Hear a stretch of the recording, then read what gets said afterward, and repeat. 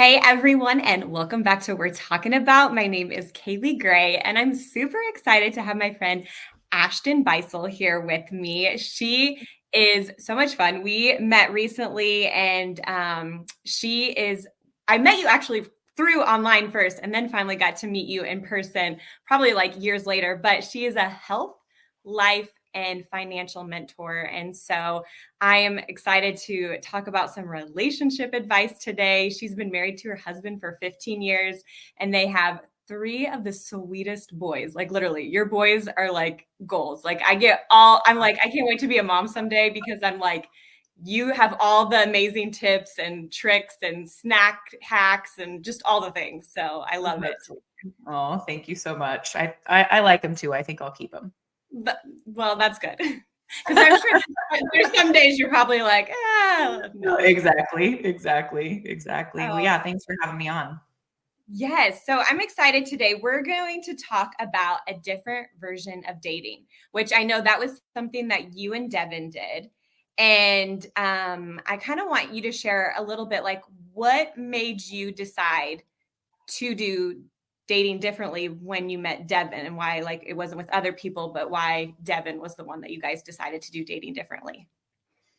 So when I really, I gave my life to the Lord at a young age. And of course, the enemy's all over that. He's like, no, what can we, throw at this teenage girl? Right. So made a lot of mistakes in high school.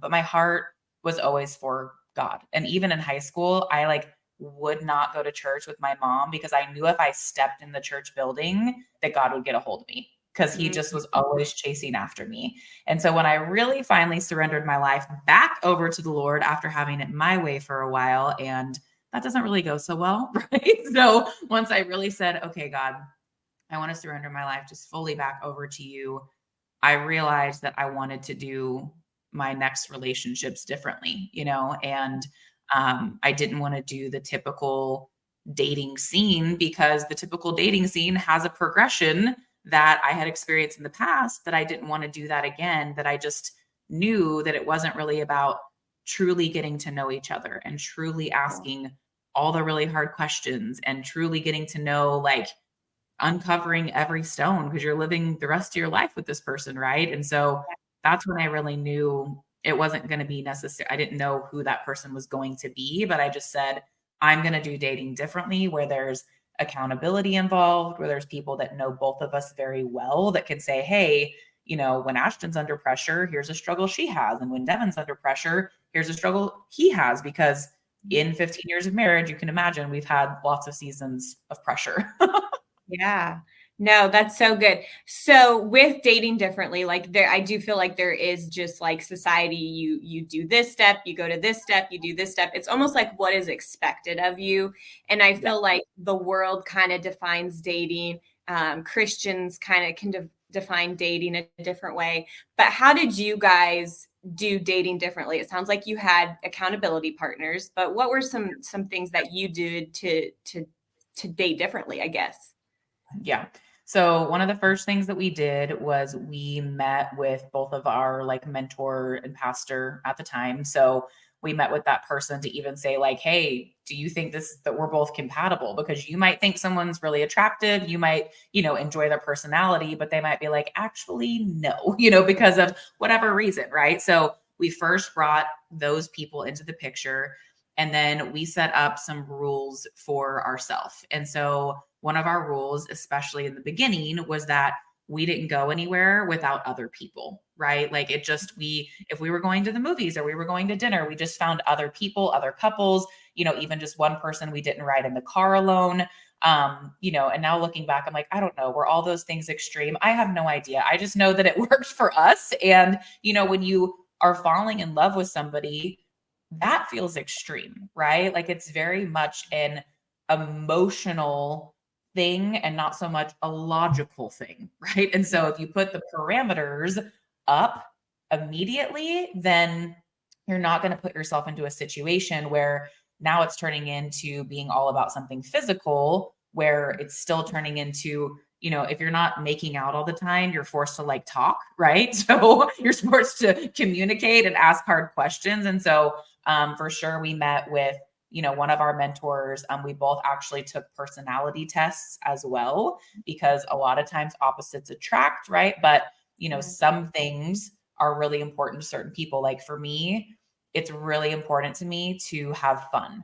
Like I love to laugh and I love to be spontaneous and I love to be fun. And Devin is him and I are different in certain ways, certainly like opposites in some areas, but that area specifically, and on our personality test, it's called like an interactive type personality. We both have that. And I just personally couldn't be married to someone that was like, oh my gosh, why are you being so goofy? Like, oh my, like just very serious. That would be a real struggle for me. So, and then just, setting up the accountability when we would go places together. That's awesome. Now, I know there's one thing that you guys did differently, and you saved your first kiss to kissing each other at the altar. And so what inspired you to do that? So we both had kissed other people before and done, like I said, in high school, we both were doing things we should not have been doing. And I think, for both of us, we just kind of said like, and this is even what I tell my son now. I'm like, listen, everything has a progression, right? So it starts with holding hands, and then you put your arm around each other, and then you're sitting so close that your thighs are touching, right? I'm like, you got to leave room for the Holy Spirit in between both of you, right? Like that was always our joke before. And then, it just, everything has a progression. And this was the joke that we always said is I'm like, I don't know anyone who kisses with their hands behind their back. Right? Like you're not going to kiss like this. You're going to kiss like the way that people kiss. Right. And so there's just no way when you're like falling in love with someone, it's just, hello, that's what God designed you to do. So it's like, there is going to be a progression to get to that point. Right. And to enjoy all the things about marriage that God has designed. But we just knew like, there's no way we can start kissing each other because we're in love. Right. And it not turn into something that it shouldn't before marriage. Yeah, no, I totally get that. Were there any like challenges or like obstacles that came in the way of doing that? Cause like sometimes when you do make those like boundaries and stuff like that, I feel like that's when I feel like you just almost get attacked more. And so was there anything like that came in the way for you guys? Yeah. Well, first of all, even when we tell people that to this day, they're like, think we're crazy. They're like, y'all did what? Like you saved your first kiss to each other for your wedding day. And we're like, well, first of all, we're not saints. We saved our first kiss to each other. Right. Like, but it was definitely challenging. Right. But I think that the things that we set up, they set us up for success because we weren't like at someone's house alone. Right. Like we weren't, at the movies, whatever, any place that we just set it up right in advance to where we weren't putting ourselves in a place where that would even be a possibility. But I will say this is that we had been dating for probably like 6 months, and I tried to hold Devin's hand and he like didn't even, he's like, okay, like, he didn't even want to hold my hand. And we laughed about it today. I'm like, why did you not want to hold my hand? He's like, honey, I'm a man. Like, it's just like, it's just not gonna work. And so I appreciated that so much about him for protecting our relationship and protecting the purity of it. Again, for keeping the main thing, right? You're trying to see if this is a good kingdom partnership for the rest of your life. Mm-hmm. No, that's so good. And so I know you kind of talked about how people to this day, like they are like shocked that that's what you guys did. What about like in the moment, like your family members or friends, like what was their reaction for you, like saying that you're not going to do it? Did you get teased or, I feel like sometimes like people will just like say things and you're just like, that's not needed. Yeah. All of our close friends, I mean, they were all trying to do the same thing, and that was one thing. Like we had a really close knit group of friends that were all trying to head in the right direction. We had all made mistakes in relationships before. And so that's one piece of advice that I can give you is like, if you have, a girlfriend who's in the same season of life with you, talk about like, here's the parameters that we want to have. And one of the couples that we would go out with together, they were doing the same thing. And so that did make it easier. But yes, my family is like, what? Like, I mean, of course they're glad. Like, no one's going to be like, you know what, you guys should just make out. It's fine. Like, no one's going to say that. But, they definitely, it was different. And it's still to this day when we tell people, they're like, they love it and they respect it, but it's not the norm. But I always say, and to this day, I was on a podcast earlier today, and I said, we never wanted to be normal. Like my desire,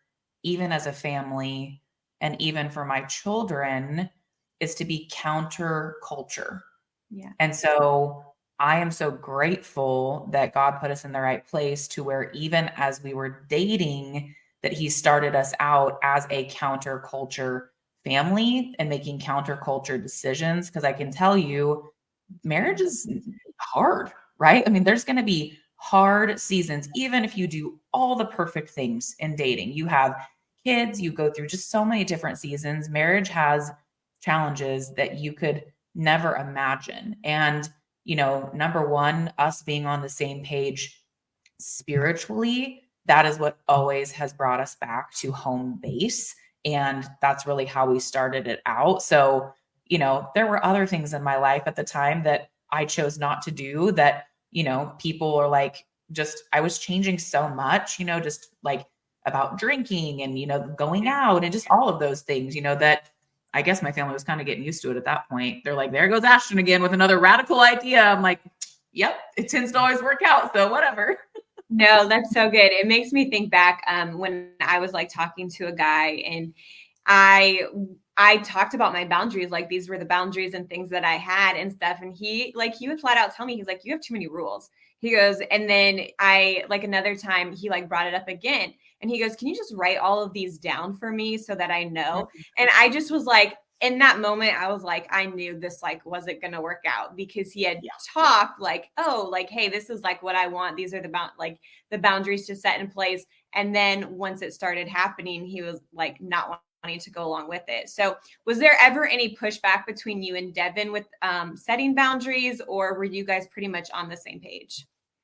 We were on the same page, other than me trying to hold his hand and he wouldn't hold my hand. I was like, what? We had been dating for a while now, but no, we honestly were on the same page. And, too, here's what I'll say about us is, we went to the same church, we had, the same mentor. And so we were kind of being brought up, in the same environment. And so that did really help. And bringing accountability in immediately, where it's like, hey, meaning not like another set of friends, but people that were older and wiser and had been married and that knew us both, doing that immediately kind of just set the foundation of he's never going to be like, I don't like that rule, because we said it together, right initially. Yeah. But our situation was unique because we were already friends, right? We weren't just we have been friends for years before we started dating. And so, I think that's a little unique as opposed to someone that you just meet. But I think that you still could apply those same things of this is what I tell my boys. The whole purpose of dating is to find who you're going to marry. If you're not ready to look for who you're going to marry, then you really have no business dating anybody. Right? That's the purpose. You're not just dating for fun, because if you are, you're going to end up in a bad place. Dating should be done with an intention, right? And if you're not ready financially, if you're not ready emotionally, then you just need to focus on Jesus and grow. And then once you're ready, the whole point is to do it with an intention, right? And so you don't need to be doing all that other stuff, because you should be asking the hard questions, right? No, that's so good. Now, did you guys with your mentor, did you come up with just boundaries you wanted to set in your relationship? Or was it a time that you two got together and talked hey, these are the things maybe I struggled with in the past, and this is a boundary that I want to put up, or this is how did you do that? If somebody was wanting to set boundaries in their relationship, what would you think is a good step for them to be able to do? Yeah, I think, obviously Devin and I both had made a lot of decisions in the past that we did not want to repeat. And so we had what some people would probably consider a lot of boundaries, right? But again, we knew each other for a long time before we started dating. So we already had, you know, a lot of feelings for one another once we finally started dating. So our situation was unique there. But I think, you know, you come to the table with what's important to you, and they come to the table with what's important to them. Like for me, I'm not a man. I'm like, why can't you just hold my hand? It's fine. But Yeah. for him, he's like a man, right? So he's like, you're holding my hand and now I want to, you know, make out with you. I mean, it's just, Yeah. it's normal. It's the way that God designed us to be. And so the boundaries are just simply meant to protect. It's like any boundaries that God gives us, right? It's like, why God's not a God of rules. He's a God of, hey, here's the boundaries that I know because I designed you, that's healthy for you to live in.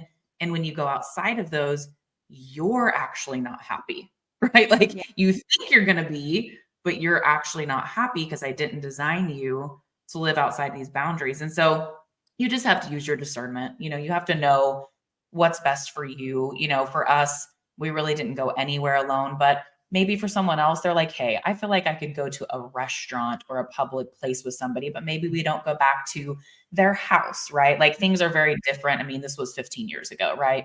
Things are different now. We honestly, I'm just trying to think back the other day. I'm like, did we even text? Was texting like a thing? I guess we did, but it wasn't as prominent as it is now. So he would call me, you know, on the phone. So I think you just have to use wisdom and what makes sense for you. No, that's good. And I think every person is so different of like, there's the main boundaries. And I think the analogy my dad always like tells me with dating is like a guardrail, like on a road. God has that guardrail up for us and stuff. And like when you go over the guardrail, like, sometimes it's a ditch or it's something else and you could get hurt. And so then the guardrail isn't always pretty and it's, you definitely don't want to crash into it. But it's there to protect you. And I think so many times we do think of like, oh, we have all these rules and have to do that. And especially for me in past, dating relationships, when a guy is like talking about how I have too many rules, I'm like, these are biblical, like not rules, but this is just what I'm reading in the Bible. This is what I feel like is going to prepare me for that next season. And so I was like, well, if that's not going to work for you, then I don't think we're going to work out. And so exactly. I think sometimes you do have to make that stand. It's hard. He could be an absolutely amazing person, but you don't want to compromise on the boundaries that you have. And I think that's great that you and Devin were on the same page, because that's not always what goes on in relationships. I feel like sometimes it's like one person or the other trying to pull. And so that's when it is like, I feel like a God ordained relationship is when you both are on the same page, going the same direction with the same values. That was something somebody had told me recently was, attraction changes, just like all these different things in life will change, but their values are going to stay the same. And so to choose somebody based on their values and because, their heart just things and they'll grow together. And so I think that's so important, just to finding somebody with similar values as yourself. I wanted to interrupt today's episode and talk to you about liquid collagen. Now, I've been taking liquid collagen for the last 3 years, and when I first started taking it, I had no idea the benefits and everything from liquid collagen. Now, this is what has helped me, but not limited to. My hair has actually started growing. My hairstylist cannot believe it. My skin has become clear. It has helped with my gut health. My nails are growing stronger and longer.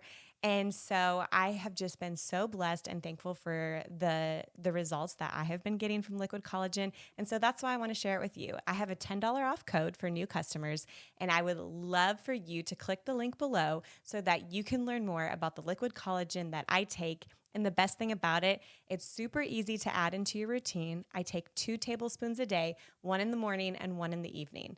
And it tastes amazing. So if you are ready to start taking liquid collagen, click the link below. And now back to today's episode. Okay. For now, let's go back to the first kiss. So it's your wedding day. Like, do you feel like that impacted your relationship in any other ways? Like waiting, was there like, how are you feeling on your wedding day?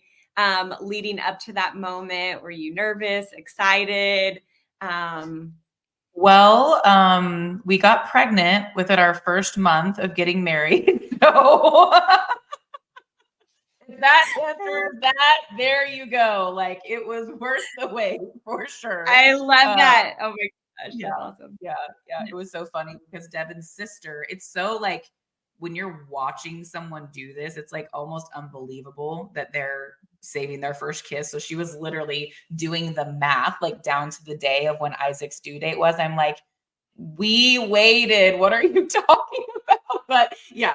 Yep. No, Isaac was conceived within a few weeks for sure. And, you know, I have thought back about this. To be honest, I don't talk about this that often. And so I was glad when you asked me next month, I'm doing a little retreat for a bunch of young high school girls and, you know, get to share this story as well. And I don't think about it as much anymore, but I think about some of the blessings and standards that we brought into our marriage. Like we don't go out to lunch, like even if it's a coworker, we don't go out to lunch with anybody of the opposite sex.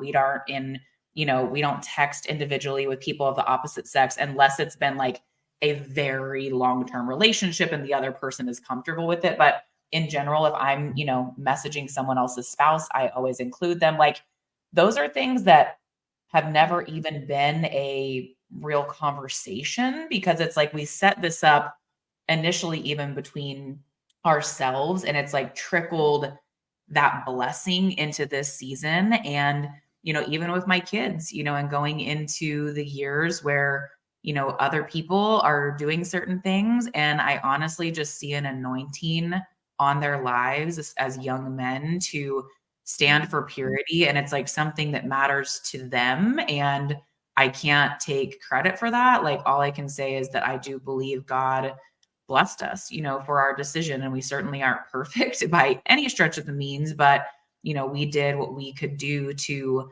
plant seeds of purity early on, but then also create a marriage that's full of love and full of passion where, you know, as a woman, you want to be pursued the rest of your life, right? Like that's just the way that God designed us to be, right? And I just see so many blessings in our relationship. And one of the things that I'll say is that Devin and I are truly best friends.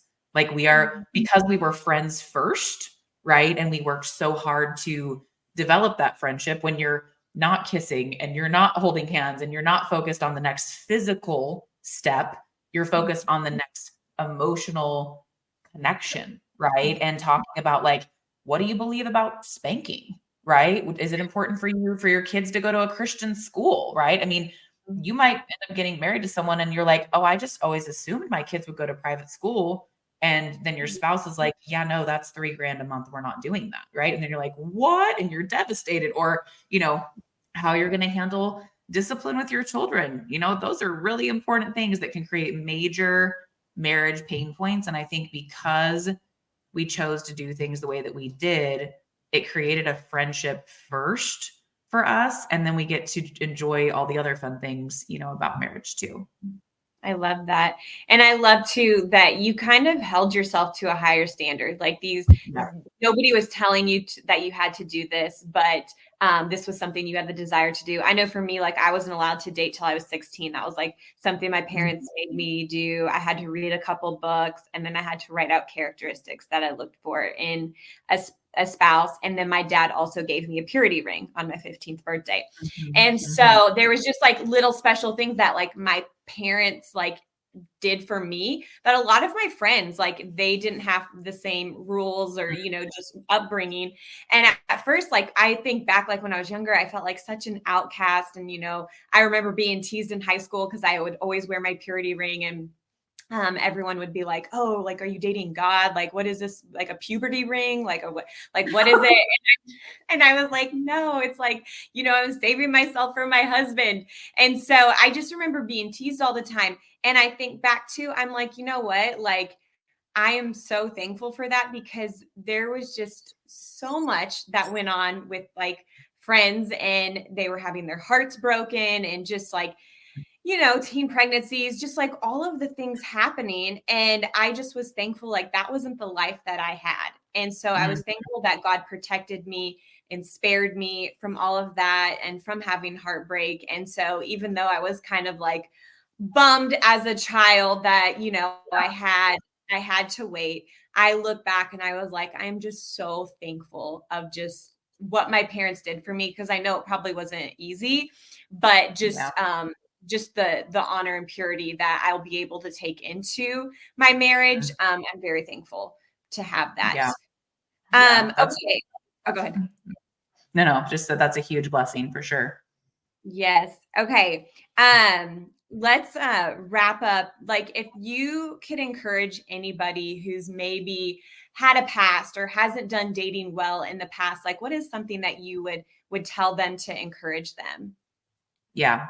Well, first of all, same, right? So there's hope, because I did not do all those things in high school like you did, although I did get a purity ring and my mom did all the things and went to every church camp and just incredible, by plugging me into the right places for whatever reason. And I just think for some people, it can be more of a struggle, right? Maybe you just are a little more attacked in this area, but I know I was attacked in this area because the attacks on your life are directly connected to the calling on your life, right? God knew I was going to have 3 boys. He knew I was going to help set a new standard for the next generation of men, right? And, I think in myself and my encouragement to you was that I had to take a season of no boys, no boys, not thinking about boys, not texting boys, like very minimal, social media, where I was working on me and me becoming the most healed, healthy, whole, successful version that I could become of myself, and really deciding what mattered to me in life. Because I think as women, you can start, dating someone, or you fall in love with somebody, and then you want to form yourself to the image that you think they want, right? Like they like basketball. I like basketball. They like, whatever. They like their eggs, sunny side up. So do I, like whatever it is, right? You have to decide for you who you are and what you're called to do. And, to your point, really one of the biggest points of marriage is to find a kingdom partner, right? Like someone that you have a dual calling with, that you can make an impact with. And, the last thing that I can say, besides taking a break and really focusing on you and God, is trusting God. And I remember people saying this to me when I was single, and it sounded so easy. I'm like, easy for you to say, lady who's been married for 15 years, finds this great guy. Like, are there any men like this out there anymore? I truly, truly know how you feel listening to this, because I have all my journals, and I had actually tried, Devin and I both, we dated someone before each other where the other person agreed to hold these same standards, and neither of them wanted to. And so we both broke up with them and then finally ended up dating each other. So I understand. I really do. But God is a really big God. Devin was 27 when we got married.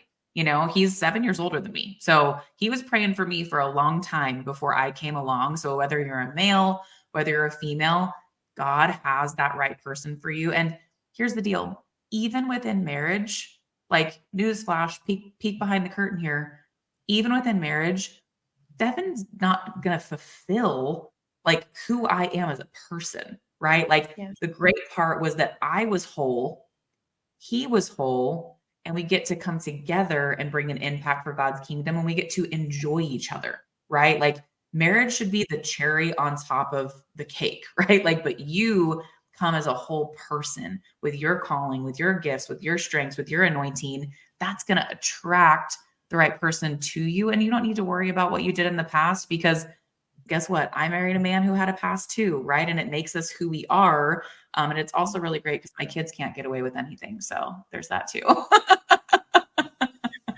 Oh, that's funny. Oh, that is so good. Thank you so much, Ashton. I think this episode is truly going to encourage, because I know there are so many people that have made a mistake in the past in dating, and they're like, well, do I deserve to have a godly relationship in the future? And so I think this is just so encouraging, and it also has some practical steps. I mean, some people might not go to the extreme of waiting to the altar to kiss their husband. I think that's so admirable. I don't know. I am like, could I do that? I don't know, maybe, but it's definitely like something that's not off the table. And so I think it just like, it helps people think about like, okay, like if Ashton and Devin can do it, like maybe I can do it too. And so just thank you so much for just coming on here and just encouraging everybody. I've just loved this conversation. You bet. Absolutely. Thank you so much for having me on. Yes. And be sure to subscribe. I post every other Tuesday, and I will also have mine and Ashton's social media handles below so that you can stay connected with us. And so I hope you enjoyed today's episode, and I will see you next time. Bye.